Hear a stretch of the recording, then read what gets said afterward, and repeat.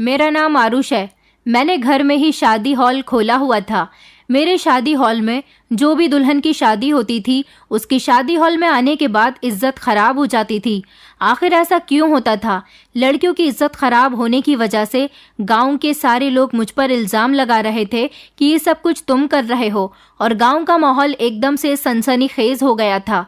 मगर मैं तो ऐसा कुछ भी नहीं करता था। मैं तो खुद ये बात पता लगा रहा था कि ये सब कुछ आखिर हो कैसे रहा है, क्योंकि मेरे भी घर में जवान बहनें थीं। मैं भला किसी की बहन बेटी की इज्जत कैसे खराब कर सकता था? लेकिन एक दिन जब मैंने पता लगाया कि आखिर ये सब कुछ कैसे हो रहा है और ये सब कौन कर रहा है, तो मुझे पता चला कि ये सब तो मैं एक गाँव का रहने वाला हूँ। हमारा गांव छोटा तो ज़रूर था, मगर बहुत खूबसूरत था, और इस गांव में सारे ही इज्जतदार लोग रहा करते थे। मेरे परिवार में मेरी 3 जवान बहनें, जिनका मैं इकलौता भाई था, और मेरी एक बूढ़ी माँ भी थी। पिता की मौत हाल फिलहाल में हुई थी। पिताजी के मरने के बाद घर की सारी जिम्मेदारी मुझ पर आ गई थी। मैं पढ़ा लिखा था। मैंने शहर में अपनी पढ़ाई पूरी की थी। मेरा नाम गांव के इज्जतदार लोगों में आता था। लोग मेरी बहुत तारीफ किया करते थे, क्योंकि मेरे पिता भी इस गांव के एक इज्जतदार आदमी थे। जिंदगी बहुत सुकून से गुजर रही थी। मेरा घर बहुत ही बड़ा था। इतना बड़ा था कि मुझे एक दिन प्लान आया, क्यों ना हमारा घर इतना बड़ा है कि मुझे अपने नीचे का पूरा पोर्शन ऐसे लोगों को किराए पर दे देना चाहिए जो लोग शादियां करते हैं, जैसे कि शादी हॉल टाइप। गांव में शादी हॉल की कोई वैल्यू नहीं थी, क्योंकि गांव के लोग घरों से ही शादियां कर लिया करते थे। इसलिए मैंने अपने घर के हॉल को लोगों को शादी हॉल की तरह इस्तेमाल करने के लिए दे दिया था। लोग इसमें छोटे मोटे फंक्शंस और शादियां भी कर लिया करते थे। मैं बहुत खुश था, क्योंकि जितने भी लोग मेरे घर से शादी या कोई प्रोग्राम किया करते थे, उसके मुझे अच्छे खासे पैसे मिल जाया करते थे। मेरा यही काम बहुत अच्छा चल रहा था, क्योंकि जिन लोगों के यहाँ शादियां हुआ करती थी, मैं उन लोगों के घर काम काज में खूब हाथ बटाया करता था और कोशिश करता था कि इन लोगों का फंक्शन अच्छे तरीके से निपट जाए, किसी तरह की कोई कमी न रहे, ताकि अगली बार भी ये लोग मेरा ही घर फंक्शंस के लिए किराए पर लिया करें। हमारे पूरे गांव में हमारे जैसा घर किसी का भी नहीं था, इसलिए मेरा ये तरीका काम कर गया था। मैं अपने इस तरीके से ढेर सारे पैसे कमा रहा था। सब बिल्कुल सही चल रहा था। बहुत सारे ऐसे लोग थे जो मेरे घर से शादियां कर चुके थे, मगर अचानक एक दिन मेरे घर पर शादी होने वाली दुल्हन के साथ एक घटना घट गई। और ये कोई छोटी मोटी घटना नहीं थी, बल्कि दुल्हन को बेहोश करने के बाद उसकी इज्जत के साथ खिलवाड़ किया गया था। हमारे गांव के एक जमींदार की बेटी की शादी मेरे ही घर से होने वाली थी। मैंने उनको अपने घर का नीचे वाला पूरा पोर्शन दे दिया था, जबकि दूसरी मंजिल पर दुल्हन के लिए एक कमरा भी बनाया गया था। जमींदार अपनी बेटी की शादी से बहुत खुश था, क्योंकि उसकी बेटी बहुत शरीफ थी और हमेशा उसकी बेटी ने अपने पिता की आज्ञा का पालन किया था। वो बहुत अच्छी थी, देखने में भी बहुत सुंदर थी। आज उसकी मेरे घर से शादी होने जा रही थी। दुल्हन की बारात हमारे द्वार पर आ गई थी। बारात का खूब अच्छे से स्वागत किया गया था। उन लोगों को खाना भी अच्छे तरीके से खिलाया गया था, और खाने में वैरायटी भी कई तरह की थी। मैंने और मेरे दोस्तों ने भी उन लोगों का भरपूर तरीके से साथ दिया था, क्योंकि मेरे घर में होने वाली हर शादी में मैं अपने दोस्तों के साथ भरपूर हिस्सा लिया करता था। शादी की सारी रस्में संपन्न हुई थी, और फिर जमींदार ने अपनी बेटी को खुशी खुशी विदा कर दिया था। सारे काम सही तरीके से हो गए थे। जमींदार की बेटी इज्जत के साथ अपनी ससुराल को चली गई थी। जमींदार बहुत खुश हुआ था। मुझे मेरे घर के किराए के पैसे भी मिल गए थे। मेरे जिस हॉल से उन लोगों ने शादी की थी, उसकी कीमत उन लोगों ने अपने घर से जाने से पहले पहले ही दे दी थी, और मैंने सफाई करने वाले नौकरों से कहकर हॉल की सफाई करवा ली थी। सारे लोग अपने अपने घरों को चले गए थे। सारे काम निपटाने के बाद मैं भी अपने घर में आकर लेट गया था, क्योंकि जिसके यहाँ पर शादी हुआ करती थी, खाना तो मैं और मेरा दोस्त इसी शादी में खा लिया करते थे। थक हार कर मैं अपने बिस्तर पर लेट गया था और गहरी नींद में सो गया था। सुबह मेरी माँ ने मुझे झंझोड़ कर उठाया था। वो कहने लगी कि उठो बेटा, नीचे बहुत सारे लोग आए हैं और तुम्हारे बारे में पूछ रहे हैं। मैं गहरी नींद में था, इसलिए माँ से कहने लगा, माँ मुझे सोने दो ना, क्यों मुझे तंग कर रही हो? आपको पता है ना कि रात मुझे जागते जागते कितनी देर हो गई थी। मेरी माँ कहने लगी कि बेटा, ऐसा लगता है कुछ गड़बड़ हो गई है, क्योंकि गांव के काफ़ी सारे लोग घर के बाहर खड़े होकर तुम्हारे बारे में पूछ रहे हैं और हंगामा काट रहे हैं। मैं घबराकर उठा और माँ से कहने लगा कि आप ये क्या कह रही हो? माँ कहने लगी कि हाँ बेटा, मैं सच कह रही हूँ। तुम्हें यकीन नहीं आता तो खिड़की से झांक कर देख लो। ऐसा लग रहा है कि इन लोगों को बहुत गुस्सा आ रहा है और वो बार बार तुम्हारे बारे में पूछ रहे हैं और कह रहे हैं कि उन्हें तुमसे कुछ जरूरी बात करनी है। मैं जल्दी से उठा और अपना हाथ मुंह धोया और फिर जल्दी जल्दी सीढ़ियां उतरता हुआ नीचे की तरफ गया। ये देखकर मैं दंग रह गया कि गांव के बहुत सारे लोग एक साथ इकट्ठा होकर मेरे घर के दरवाजे पर खड़े हुए थे। आखिर ये लोग यहाँ क्या कर रहे थे? ये लोग तो सच में बहुत गुस्से में लग रहे थे, क्योंकि इनके साथ गांव के मुखिया जी, सरपंच जी और बड़े बड़े जमींदार भी मौजूद थे। मैंने हाथ जोड़ते हुए कहा कि क्या हो गया है आप सब लोगों को? सबका एक साथ यहाँ पर कैसे आना हुआ? उन लोगों ने गुस्सा करते हुए मुझसे कहा कि आरुष, तुम्हें याद होगा कि रात तुम्हारे घर से एक लड़की की विदाई हुई है। मैंने कहा, जी आप बिल्कुल ठीक कह रहे हैं, मगर बात क्या हुई है? सरपंच जी ने आवाज लगाकर उस लड़की को इशारा किया। वो लड़की रोते हुए आगे बढ़ी। ये वो लड़की थी जो रात दुल्हन बनी बहुत खुश नजर आ रही थी और जिसकी बारात यहाँ पर आई थी। अब तो इस लड़की की हालत देखी नहीं जा रही थी, क्योंकि ये बुरी तरह से रो रही थी और रोते रोते इसकी आंखें भी मोटी मोटी हो गई थी। न जाने ये कब से रो रही थी। मैंने कहा, सरपंच जी, इसे क्या हुआ है? तो सरपंच जी ने मुझे एक ऐसी बात बताई जिसे सुनकर मेरे पैरों तले से जमीन निकल गई। सरपंच जी कहने लगे, ये वही लड़की है जिसकी शादी तुम्हारे घर से हुई थी और यहाँ से विदा होने के बाद इसके पति ने इसे डाइवोर्स दे दी और सुबह ये अपने पति से डाइवोर्स लेकर वापस अपने पिता के पास आ चुकी है। मैंने कहा, मगर ऐसा कैसे हो सकता है? रात ही तो इसकी शादी हुई थी। आखिर ऐसी भी क्या बात हो गई कि इसके पति ने इसे डिवोर्स दे दी? सरपंच जी कहने लगे, क्योंकि कल रात इसकी इज्जत के साथ खिलवाड़ हुआ है। इसके पति का कहना है कि ये कुंवारी नहीं है, बस इसीलिए उसने इसे डाइवोर्स दे दी। जब ये रोते हुए अपने घर आई और इसके माता पिता ने इससे पूछताछ की कि ये सब कुछ इसके साथ कैसे हुआ, तो इसने बताया कि इसके साथ जो कुछ भी हुआ वो तुम्हारे घर में ही हुआ है। कल रात जब ये अपने कमरे में तैयार हो रही थी तो ये बेहोश हो गई थी और फिर उसके साथ किसी ने गलत काम कर दिया। जब ये होश में आई तो इसे पता नहीं रहा कि इसके साथ क्या हुआ है, मगर जब ये विदा होकर अपने पति के पास गई तो उसके पति को साफ साफ पता चल गया था कि ये कुंवारी नहीं रही। इस लड़की की जिंदगी खराब हो गई और ऐसा सिर्फ तुम्हारे घर में शादी करने की वजह से हुआ है। गांव वाले ये बात कहकर शोर मचा रहे थे कि बताओ रात इसके साथ क्या हुआ था, मगर मैं तो कुछ भी नहीं जानता था। मैं उन लोगों से कहने लगा कि मुझे इस बारे में कुछ पता नहीं है, मैं सच सच कह रहा हूँ। फिर गांव का एक आदमी कहने लगा कि सरपंच जी, मुझे तो लगता है कि ये सब कुछ इसने ही किया है, क्योंकि ये इसका घर है और ये अपने घर में कुछ भी कर सकता है। मैंने कहा, नहीं नहीं, आप ये किस तरह की बातें कर रहे हो? भला मैं किसी की बहन बेटी की इज्जत के साथ ऐसे कैसे खेल सकता हूँ, क्योंकि मेरे घर में भी जवान जवान बहनें हैं। इस तरह खूब हंगामा होने लगा था। मैंने उस लड़की से पूछा, क्या तुम जानती हो उसको जिसने तुम्हारे साथ ये सब कुछ किया? तो वो लड़की तो कुछ भी कहने की कंडीशन में नहीं थी, बस लगातार रोई जा रही थी। मैंने गांव वालों से कहा कि क्या किसी के पास इस बात का सबूत है कि इस लड़की के साथ जो कुछ भी किया है वो मैंने किया है? मेरी बात सुनकर सब लोग खामोश हो गए थे। मैंने कहा, हो सकता है कि इस लड़की के साथ पहले ही सब कुछ हो चुका हो और ये लड़की घबराहट की वजह से कमरे में बेहोश हो गई हो। इसे लगा हो कि कल रात ही इसके साथ ये सब कुछ हुआ है, या फिर ऐसा भी तो हो सकता है कि इसके पति ने किसी और बात की वजह से इसे डाइवोर्स दे दी हो। मेरी बात सुनकर सरपंच जी कहने लगे कि ये लड़का ठीक कह रहा है, हमें इस पर बिना किसी सबूत के आरोप नहीं लगाना चाहिए। सरपंच जी की बात पर सारे गांव वाले खामोश हो गए थे और इस तरह ये बात जैसे तैसे खत्म हो गई थी। उस लड़की के फैसले के लिए गांव में पंचायत रखी गई थी। उस लड़की से शादी निभाने के लिए पड़ोस के गांव वाला वो लड़का तैयार नहीं था जिसके साथ उसकी शादी हुई थी, और फिर वो उसे तलाक देकर घर से बाहर निकाल चुका था। गांव वालों ने जैसे तैसे गांव के एक ऐसे लड़के के साथ उसकी शादी करवा दी जिसकी पत्नी पिछले साल मर गई थी। वो लड़का बहुत अच्छा था और अच्छी जगह नौकरी किया करता था। इस तरह उन दोनों की शादी हो गई और ये मामला जैसे तैसे रफा दफा हो गया था और फिर से मेरे घर में शादियां होनी शुरू हो गई थी।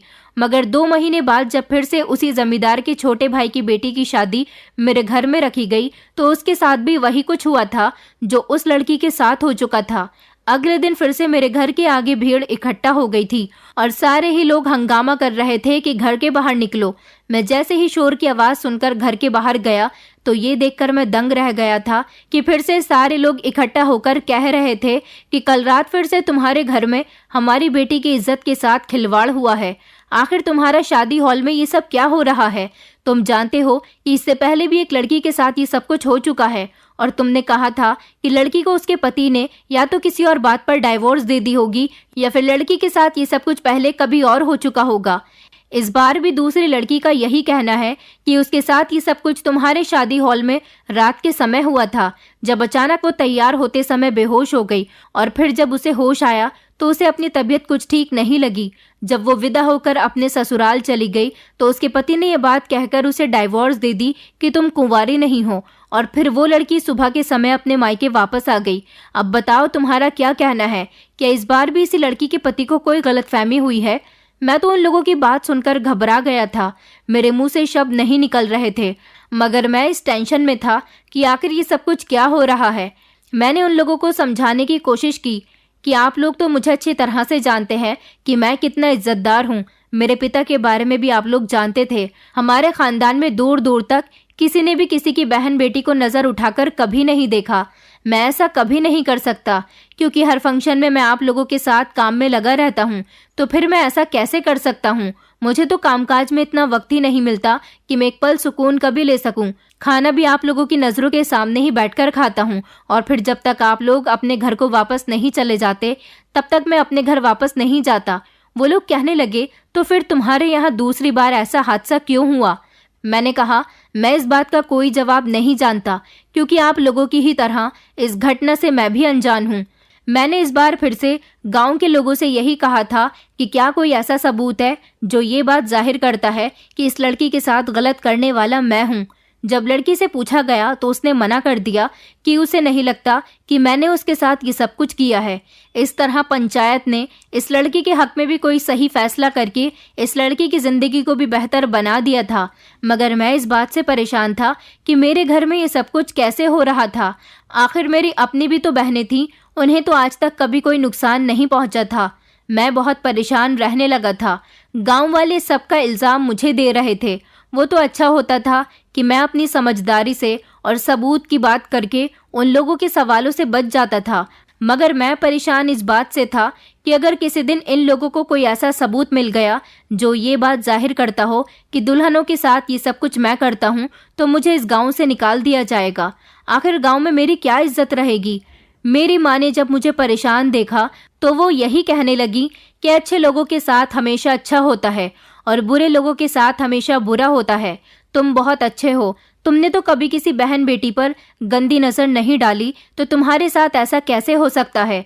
भगवान पर भरोसा रखो, सब कुछ ठीक हो जाएगा। लेकिन अब कुछ भी ठीक नहीं हो रहा था।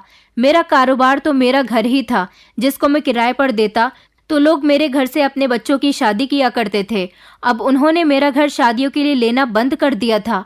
गांव का कोई भी इंसान मेरे शादी हॉल से शादी नहीं कर रहा था। आखिर इसी से तो मेरा अपना घर चल रहा था। मेरा कोई और काम भी नहीं था, क्योंकि मैं इस सब से ही अपना और अपने परिवार का गुजारा किया करता था। मैं बहुत परेशान रहने लगा था। समझ नहीं आ रहा था कि मैं क्या करूं, लोगों को कैसे विश्वास दिलाऊं कि इस सब में मेरी कोई गलती नहीं है।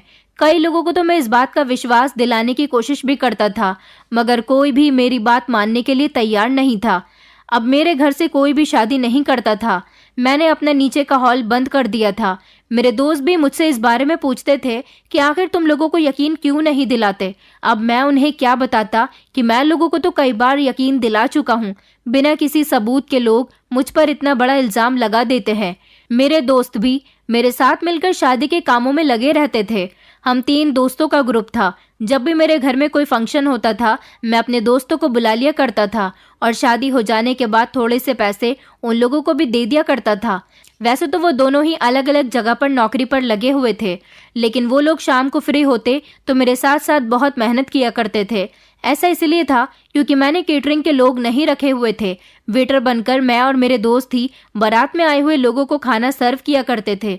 मेरा शादी हॉल वाला काम पूरी तरह से बंद हो गया था। अब मैं खाली बैठा रहता था और सोचता रहता था कि ऐसा क्या करूं जिससे मेरी सच्चाई साबित हो सके और पता चल सके कि आखिर शादी होने वाली दुल्हनों की इज्जत के साथ कौन खेल जाता है। एक दिन मैं बैठा हुआ अपना दिमाग लड़ा रहा था। मैंने सोचा कि ऐसा कौन अनजान इंसान है जो ये गलत काम करेगा, क्योंकि ऐसा एक बार नहीं बल्कि 2-2 शादियों में हो चुका है।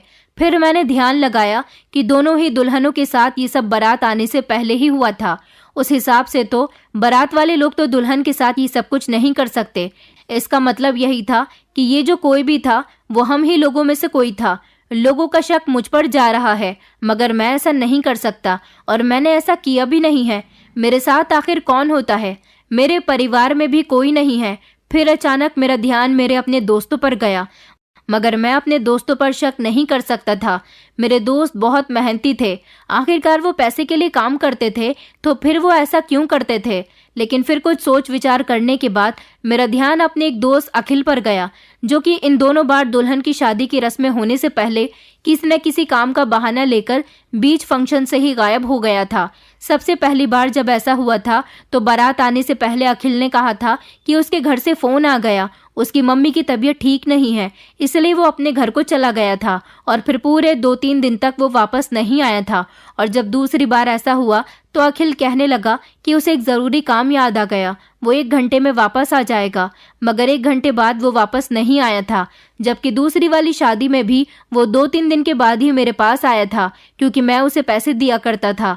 मेरी समझ नहीं आ रहा था कि मैं अखिल पर शक करके सही कर रहा हूँ या गलत। लोग मेरे घर से शादियां करने पर बहुत ज़्यादा डर गए थे।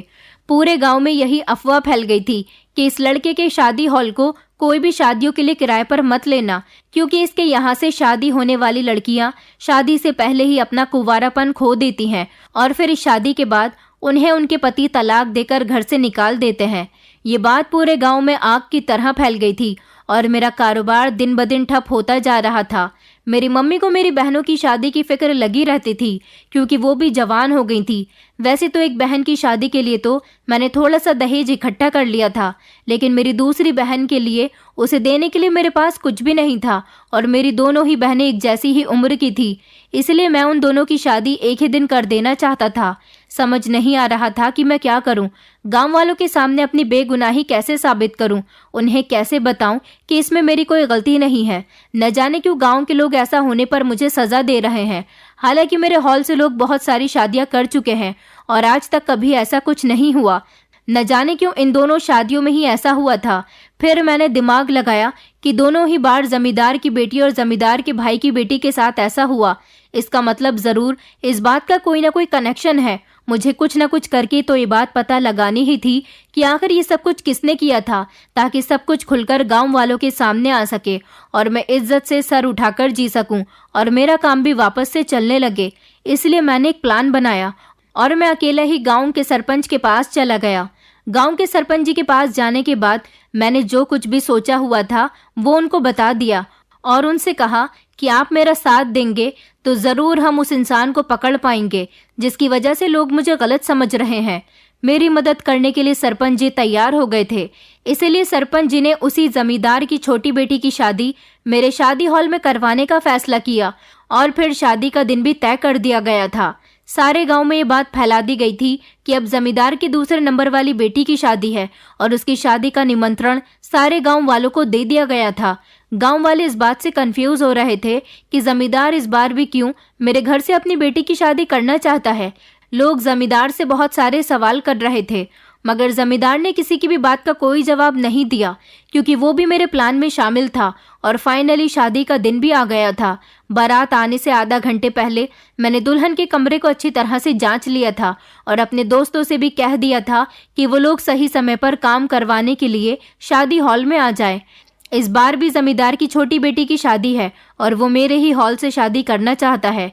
शाम के टाइम तक मेरे दोनों दोस्त मेरे घर आ गए थे, जबकि शादी के लिए खाना बनना शुरू हो गया था और हमने भी शादी हॉल में सजावट कर ली थी। धीरे धीरे मेहमान आना भी शुरू हो गए थे। दुल्हन भी हॉल में आ गई थी और दुल्हन को उसके कमरे में भेज दिया गया था और लड़कियां उसे तैयार करने के बाद बारात के स्वागत में बिजी हो गई थी। मगर मैं अपना मोबाइल लेकर अपना काम करने के लिए बैठ गया था, क्योंकि मैंने दुल्हन के कमरे में पहले ही कैमरे लगवा दिए थे और उनको अपने मोबाइल से कनेक्ट कर लिया था ताकि देख सकूं कि कमरे के अंदर कौन कौन जा रहा है। कुछ लड़कियां थीं जो दुल्हन से बातचीत कर रही थीं और फिर उसके बाद वो भी कमरे से बाहर आ गई थी। दुल्हन कमरे में अकेली बैठी हुई थी, मगर ये देखकर मैं दंग रह गया था कि दुल्हन के कमरे में जाने वाला इंसान मेरा दोस्त अखिल था और उसके हाथों में एक फूलों की थाली थी। वो फूलों की थाली कमरे के अंदर लेकर गया था। ये सफेद चमेली के फूल थे। आखिर इन सफेद रंग के फूलों का तो पूरे प्रोग्राम में कोई काम ही नहीं था और ना ही ये फूल हमने किसी काम के लिए मंगवाए थे। फिर अखिल दुल्हन के कमरे में सफेद रंग के फूलों की थाली रखकर कमरे से बाहर चला आया था। ये बात मेरी समझ नहीं आई थी। मैं अपने मोबाइल से दुल्हन के कमरे का नजारा साफ साफ देख रहा था। थोड़ी ही देर गुजरी थी कि मैंने देखा दुल्हन बैठे बैठे अचानक बिस्तर पर गिर गई थी। इसका मतलब ये था कि वो बेहोश हो गई थी, मगर वो बेहोश कैसे हुई थी, ये बात तो मेरी समझ नहीं आई थी। अगले ही लम्हे कमरे के अंदर आने वाले इंसान को देखकर मेरे पैरों तले से जमीन निकल गई थी, क्योंकि थोड़ी देर के बाद दोबारा मेरा दोस्त अखिल दुल्हन के कमरे में आया और उसने कमरे के दरवाजे को अंदर से अच्छी तरह से बंद कर लिया। फिर वो धीरे धीरे दुल्हन के करीब जाने की कोशिश कर रहा था। तभी मैंने झट से मोबाइल बंद किया और मैं 2-3 लोगों को अपने साथ लेकर दुल्हन के कमरे में चला गया। देखा तो दुल्हन के कमरे का दरवाजा अंदर से बंद था। मैंने झट से दरवाजा खोलने की कोशिश की, मगर दरवाजा नहीं खुला, इसलिए मैंने दरवाजे को तोड़ दिया था। मेरे साथ काफी सारे लोग थे। उन सब लोगों ने अखिल को दबोच लिया और उसके साथ मारपीट करनी शुरू कर दी, जबकि दुल्हन अभी भी बेहोश बिस्तर पर पड़ी हुई थी। कुछ औरतों ने कमरे के अंदर जाकर दुल्हन को होश में लाने की कोशिश की, मगर दुल्हन होश में नहीं आ रही थी। जल्दी से डॉक्टर को बुलाया गया और अखिल को हम सब लोग पकड़कर नीचे की तरफ ले आए थे, जहां पर शादी का समारोह हो रहा था। पहले ही मेरे साथ के लड़के अखिल को काफी मार चुके थे और धकेलते हुए उसे नीचे लेकर आ गए थे। शादी का समारोह बंद कर दिया गया था। सब लोगों के सामने अखिल को कहा गया कि तुम सच्चाई बताओ, आखिर तुम ये सब कुछ क्यों कर रहे थे। डॉक्टर ने दुल्हन के बारे में बता दिया था कि ये थोड़ी देर में होश में आ जाएगी। मैंने अखिल से सवाल किया कि बताओ, तुमने ये सब कुछ क्यों किया। तुम नहीं जानते कि तुम्हारी करतूत की वजह से मेरा कितना बड़ा नुकसान हो रहा है। लोगों को लगता है कि दुल्हनों के साथ ये सब कुछ मैं करता हूँ, मगर आज पता चला कि तुम ये सब कुछ करते हो। बताओ, तुम क्यों दुल्हनों के कमरे में गए थे और दरवाजा बंद करने के बाद तुम उसके साथ क्या करने की कोशिश कर रहे थे। अखिल कुछ भी बताने के लिए तैयार नहीं था। वो मेरा दोस्त था, मगर मुझे उससे ऐसी उम्मीद नहीं थी। मैंने उसके गाल पर एक जोरदार थप्पड़ मार दिया। तब जाकर वो अपनी सच्चाई उगलने को तैयार हुआ था। गांव के सारे लोग मेरे घर के आगे जमा थे और अखिल के मुंह से सारी सच्चाई सुनने के लिए बेचैन हो रहे थे। फिर अखिल ने बताया कि मैंने इन लड़कियों के साथ कुछ भी गलत नहीं किया। जैसा मेरी बहनों के साथ हुआ था, वैसा ही मैं इन जमींदारों की बेटियों के साथ करना चाहता था। 10 साल पहले की बात है। मेरी 2 जवान बहनें थीं। जब मैं शहर में पढ़ाई करने के लिए गया हुआ था, हमारे घर पर कोई भी मर्द नहीं था, क्योंकि मेरे पिता मर चुके थे और मैं अपनी बहनों का इकलौता भाई और माँ का इकलौता सहारा था। इसलिए उन्होंने मुझे शहर पढ़ने के लिए भेज दिया था, ताकि मैं पढ़ लिख कर उनका सहारा बन सकूं। मुझे एक दिन पता चला कि मेरी बड़ी दीदी ने आत्महत्या कर ली है। मेरी दोनों बहनें मुझसे बहुत प्यार किया करती थीं। अपनी दीदी की मौत की खबर सुनकर मुझसे रहा नहीं गया और फिर मैं कुछ दिनों के लिए गांव आ गया था। मैंने बहुत जानने की कोशिश की कि मेरी दीदी ने आत्महत्या कैसे की, मगर इस बारे में कुछ पता ही नहीं चला था। उस समय मैं ज्यादा कुछ जानता नहीं था। काफी दिनों तक मैं अपनी माँ और बहन के पास रहा। मेरे सामने तो ऐसा कुछ भी नहीं हुआ था जो मुझे शक में डाल देता। मुझे यही लगता था कि गरीबी भरे हालात से तंग आकर मेरी बड़ी बहन ने आत्महत्या कर ली है। लेकिन फिर मैं अपनी बहन की मौत का सदमा आखिर कब तक कर सकता था। इसलिए मैं वापस अपनी पढ़ाई के लिए शहर आ गया। 6 महीने गुजरे थे कि दोबारा से मुझे खबर मिली कि मेरी छोटी दीदी ने भी आत्महत्या कर ली है। जब मैं घर आया तब ये देखकर दंग रह गया था कि मेरी दोनों बहनें ही आत्महत्या करने की वजह से इस दुनिया से जा चुकी हैं। आखिर उनके साथ ऐसा भी क्या हो रहा था जिसकी वजह से वो दोनों आत्महत्या करने पर मजबूर हो गई थी। अब घर में मेरी माँ अकेली रह गई थी और मैंने भी सोच लिया था कि अपनी माँ को अकेले नहीं रहने दूंगा। इसलिए मैंने शहर में रहना छोड़ दिया था और मैं रोज बस से शहर का आना जाना किया करता था। मेरी दोनों बहनों के बारे में पता नहीं चला कि उन्होंने ये सब कुछ क्यों किया। लेकिन जब एक दिन मैं अपनी छोटी दीदी के कमरे में गया और उनकी एक डायरी मेरे हाथ लग गई, तो मुझे अपनी दोनों बहनों की आत्महत्या की वजह पता चल गई थी। मेरी छोटी दीदी मेरी बड़ी बहन की आत्महत्या के बारे में अच्छी तरह से जानती थीं, जिन्होंने अपनी डायरी में लिखा हुआ था कि मेरी बड़ी बहन की इज्जत के साथ खिलवाड़ किया गया था और बदनामी से तंग आकर उसने अपनी जान ले ली। और ये सब कुछ करने वाला कोई और नहीं बल्कि यही जमींदार था, जिसकी बेटी को मेरी वजह से डाइवोर्स हुई थी। और साथ ही साथ मेरी छोटी दीदी ने अपनी डायरी में ये भी लिखा था कि उसी का छोटा भाई मुझे बहुत तंग करता है। कहने को तो वो दोनों भाई शादीशुदा हैं और उनके छोटे छोटे बच्चे हैं, मगर उनकी नज़र हम दोनों बहनों पर रहती थी। ऐसा वो लोग इसलिए करते थे क्योंकि हमारे यहाँ कोई मर्द नहीं था, और जिन औरतों के साथ मर्द का सहारा नहीं होता, इसी तरह से लोग गंदी नज़र डालते हैं। मरने से पहले मेरी दीदी ने उस डायरी में लिखा था कि मेरी इज्जत के साथ भी जमींदार के छोटे भाई ने खिलवाड़ किया है और अब मैं भी अपनी बड़ी बहन की तरह अपनी जान ले रही हूँ। और फिर अपनी डायरी लिखने के बाद मेरी बहन ने जहर खा लिया था। इन दोनों भाइयों की वजह से मेरी दोनों बहनें इस दुनिया से चली गईं। जब वो डायरी मैंने पढ़ी तभी मैंने ये फैसला कर लिया था कि एक समय में मैं इन दोनों की बेटियों के साथ भी ऐसा ही करूँगा और इन दोनों की बेटियाँ किसी को मुंह दिखाने लायक नहीं रहेंगी। इसलिए मैंने ये सब कुछ किया।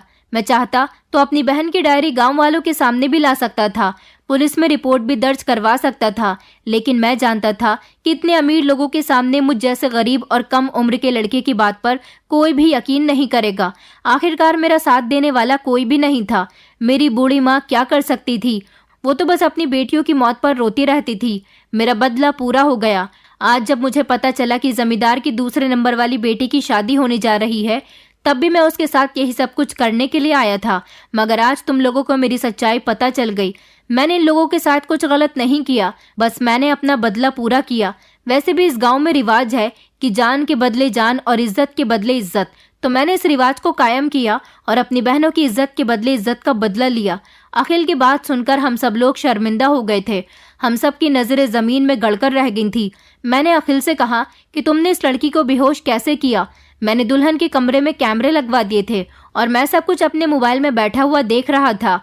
तो वो कहने लगा कि मैं हर बार दुल्हन के कमरे में चमेली के फूलों की थाली लेकर जाया करता था और दुल्हन से कहता था कि ये फूल यहाँ पर रख देता हूँ, जब बारात आएगी तब इनकी ज़रूरत होगी। और जब चमेली के फूल कमरे में रख दिए जाते थे तो उनकी खुशबू चारों तरफ फैल जाती थी और उस खुशबू में नशे की दवाई होती थी। जब वो नशे की दवाई दुल्हन के दिमाग को चढ़ती थी तो वो बेहोश हो जाती थी और फिर मैं कमरे के अंदर जाकर खामोशी से बारात आने से पहले पहले अपने काम को अंजाम दे दिया करता था। दुल्हन को ये बात पता ही नहीं होती थी कि उसके साथ ये सब कुछ किसने किया। अपना काम करने के बाद मैं कमरे से निकल आता और फिर अपने घर को चला जाता था। इसलिए किसी को भी मेरे ऊपर कभी शक नहीं हुआ और मैं जानता हूँ कि हर बार इन लोगों ने तुम्हें ही इल्ज़ाम दिया। मैं इस बात से बहुत शर्मिंदा हूँ, लेकिन मैं अपनी बहनों की मौत का बदला लेना चाहता था। अखिल ने सरपंच जी की तरफ देखकर कहा कि सरपंच जी, अब आप मेरी पूरी बात सुनने के बाद क्या फैसला करना चाहेंगे? क्योंकि इज्जत के बदले इज्जत का फैसला तो मैं कर चुका हूँ। सरपंच जी ने जब घूर कर जमींदार और उसके भाई की तरफ देखा तो उन दोनों ने अपनी नजरें झुका ली थीं। सरपंच जी ने फैसला किया कि इन दोनों भाइयों को इनके परिवार सहित पूरे गांव से निकाल दिया जाए, क्योंकि पूरे 10 साल पहले जो इन्होंने अखिल की बहनों के साथ किया वो सच में बहुत बुरा हुआ था। वो दोनों ही लड़कियां अपनी इज्जत को छुपाने की खातिर अपनी जान से चली गई थी और इन दोनों को इस बात की कोई परवाह नहीं थी। इसीलिए ऐसा फैसला करना सरपंच जी के लिए बहुत ज़रूरी था, ताकि ऐसा आने वाले समय में कोई भी किसी की बेटी के साथ ना कर सके। अखिल ने जो किया था वो अपनी गलती पर शर्मिंदा था और फिर उसने उसकी वजह भी बता दी थी। वो हम सब लोगों से हाथ जोड़कर माफ़ी मांग रहा था। उसे तो माफ़ कर दिया गया, मगर जमींदार और उसके छोटे भाई को गांव से निकालने का ऐलान पूरे गांव में कर दिया गया था। जमींदार और उसका छोटा भाई सरपंच जी से माफ़ी मांग रहे थे कि हमें माफ़ कर दीजिए, हम आगे ऐसा कुछ नहीं करेंगे। ये बात तो 10 साल पुरानी है और उन दोनों लड़कियों के मरने के बाद हमने किसी भी लड़की पर गलत नज़र डालने की कोशिश नहीं की, लेकिन सरपंच जी ने उन्हें माफ़ नहीं किया। सरपंच जी कहने लगे कि तुम दोनों की वजह से लड़कियों की इज्जत भी गई और उनकी जान भी गई। उनकी जान तो कभी वापस नहीं आ सकती और ना ही गई हुई इज्जत कभी वापस आती है। मैं तुम लोगों को गांव से इसीलिए निकाल रहा हूं क्योंकि इस गांव में तुम लोगों की बेइज्जती के चर्चे जब चारों तरफ घूमेंगे तो तुम लोगों की इज्जत भी इसी तरह से जाएगी जिस तरह तुम दोनों ने उन लड़कियों की इज्जत को रुस्वा किया था। तब तुम्हें एहसास होगा कि इज्जत जाने से इंसान को कितना बड़ा झटका लगता है। सरपंच जी के इस फैसले से गांव के लोग बहुत खुश हुए थे। सरपंच जी ने फिर सब लोगों को बताया था कि आज आरुष की वजह से ये सच्चाई सबके सामने खुलकर आई है, क्योंकि ये इल्जाम आरुष पर लग रहा था। इसलिए उसने मेरे साथ मिलकर एक बड़ा प्लान बनाया झूठी शादी का। आज जमींदार की बेटी की शादी नहीं हो रही थी, बल्कि जमींदार की बेटी की झूठी शादी करवाई जा रही थी ताकि हम आरोपी को पकड़ सकें। सरपंच जी ने अखिल से कहा था कि तुम चाहते तो ये बात हमें भी बता सकते थे, लेकिन तुम सही कहते हो, शायद हम लोग तुम्हारी बात पर यकीन नहीं करते। उस समय तुम छोटी उम्र के थे, तुम्हें कोई भी आसानी से झूठा साबित कर सकता था। अब तुम अपनी गलती पर शर्मिंदा हो, हमने तुम्हें माफ कर दिया, लेकिन आइंदा हमारे गांव का कोई भी इंसान किसी की बेटी के साथ खिलवाड़ नहीं करेगा। अगर किसी ने किसी की बेटी या बहन पर नजर उठाकर देखने की भी कोशिश की तो हम उसको पूरे गांव में बेइज्जत करके उसे अपने गांव से निकाल देंगे और वो कभी लौटकर हमारे गांव में वापस नहीं आ सकेगा। इसकी एक नस्ल भी हमारे गांव में नहीं रहेगी। सरपंच जी के इस फैसले पर सब लोग बहुत खुश हुए थे, क्योंकि ये फैसला सिर्फ गांव के लोगों के लिए नहीं था, बल्कि गांव की हर उस बेटी के लिए था, हर उस बहन के लिए था जो सर उठाकर इज्जत के साथ गांव में चल सके, गांव में रह सके और अपने अपने घरों में सही सलामत रह सके। अखिल की बहनों के साथ तो सच में बहुत बुरा हुआ था, और ऐसा इसलिए था क्योंकि इन लोगों ने उनके घर में किसी मर्द के ना होने का फायदा उठाया था। चोरी चुपके ये लोग घर के पीछे के रास्ते से अखिल के घर में घुस जाते थे और उसकी बहनों के साथ गलत काम करते थे।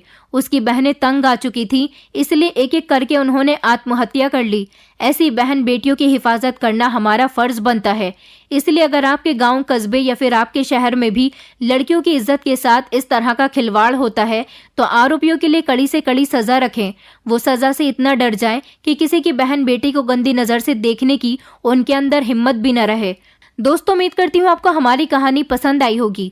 कहानी पसंद आई है तो वीडियो को लाइक करें, चैनल पर नए हैं तो चैनल को सब्सक्राइब करें और हाँ, नोटिफिकेशन बेल को जरूर दबाएं ताकि अगली अपडेट सबसे पहले आपको मिले।